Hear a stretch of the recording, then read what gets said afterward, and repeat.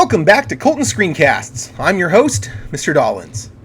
In case you've already forgotten, here's a handy-dandy montage of events from parts 1 and 2 of this 4-part series on SpringBoard Digital.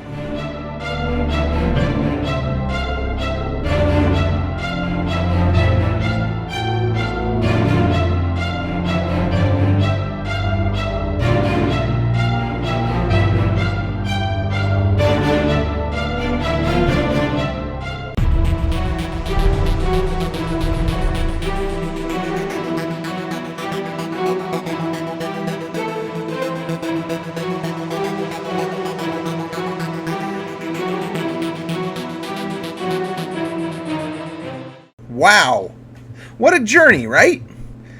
And speaking of journeys, I remember road trips when I was a kid. Mom and Dad would pack the car with all sorts of essential items, not just our suitcases and clothes. It was the days before GPS, so we had our Thomas guide, of course, but we also had an ice chest filled with drinks and wrapped sandwiches so we wouldn't have to stop for food. Then there was a first aid kit and road flares. Dad always made sure the spare tire was inflated too. And I always made sure to bring reading materials. For me, it was a stack of comic books because I always got headaches if I tried to read text-only books for too long in the car. To have a successful road trip, we had to have all sorts of supplements to make the adventure worthwhile. Teaching is like a road trip in so many ways. And as with those childhood trips, we also need supplements to make our adventures worthwhile. SpringBoard Digital has always provided a wide array of supplements. However, with their new look, they have made them easier to access and use. In part 3 of this series, we're going to take a closer look at how to access the teacher resources and assessment supplements, and highlight a few of the most important to pack on your road trip with your students. So let's get started! First things first, SpringBoard offers a lot of teacher resources and assessment supplements. In this video, I am going to highlight 4 resources that you may find most useful. We'll also take a look at an essential formative assessment.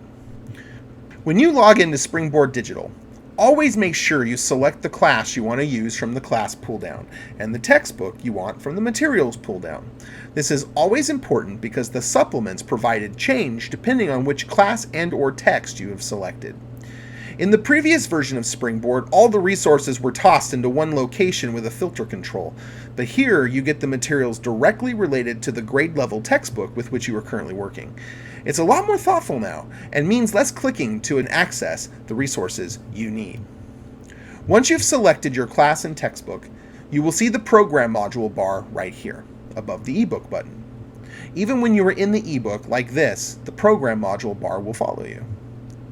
Accessing the teacher resources and assessments is as easy as clicking on their clear labels. The list will already be filtered for the grade level textbook you've selected, so you don't have to worry about accidentally getting grade 9 stuff when you think you're working on grade 12.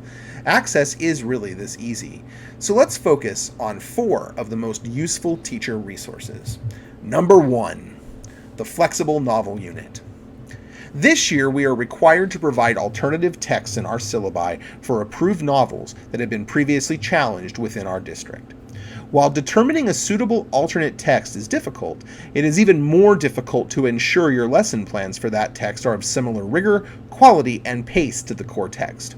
With this in mind, SpringBoard offers flexible novel units. These novel units follow the same structure and offer the same activities, content, and pace as their integrated novel units within the main text.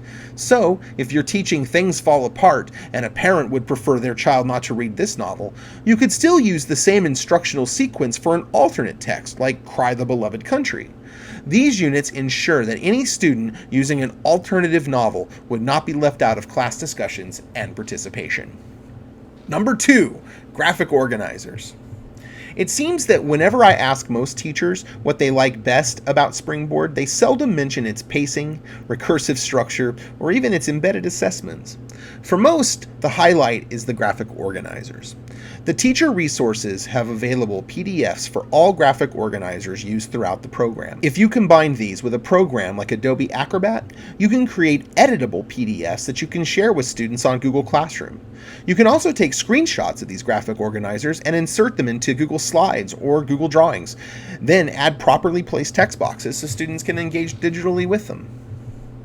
Number 3, student exemplars. Modeling is an essential practice for us, but sometimes it is hard to find the right examples to show students, especially with some of SpringBoard's specific embedded assessments. In teacher resources, they offer exemplars for a variety of embedded assessments at emerging, proficient, and exemplary levels. The only drawback is that not all embedded assessments for all levels have exemplars. The assumption is that SpringBoard will keep adding more as they become available, but we all know how assumptions work. Number 4, text complexity. In a lot of book discussions, tons of time is spent talking about text complexity. For many, this seems limited to merely discussing the Lexile score of a title, its quantitative measure based on vocabulary, syntax, and word frequency. However, text complexity is a three-clawed beast. Not only is Lexile included, but so are qualitative measures like purpose, level of meaning, organizational structure, and knowledge demands, as well as reader and task considerations, what we intend to have the student do with the material. These documents provide specific information as to how SpringBoard creates text complexity for many of the readings in your textbook. This is a good starting point for collaboration with your grade level teams. There are a lot more teacher resources. Please peruse the library, click on the items you want to see, and select Preview. This will always open a new tab for you to see what it looks like and determine how it might provide support. Now, assessments are pretty straightforward, to be sure, but it is pretty important. In our district, we have our major assessments available on Illuminate. You can access district benchmarks, diagnostics, and final exams that way. Final exams are a combination of SpringBoard unit finals for each semester as agreed upon in the course curriculum maps.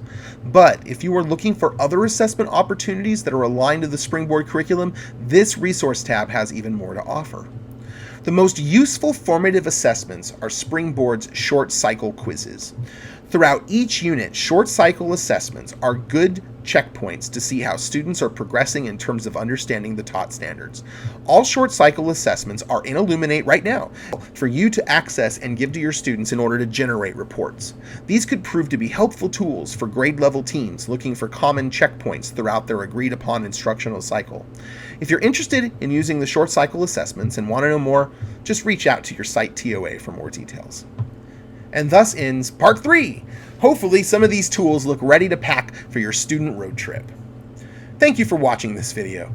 We still have one more part to go in this series. The light at the end of the cave is much more visible now. If you like what you're seeing and want to see more, please click the subscribe button. Feel free to leave friendly comments and make suggestions for future videos you'd like to see. I love making these videos and look forward to adding more.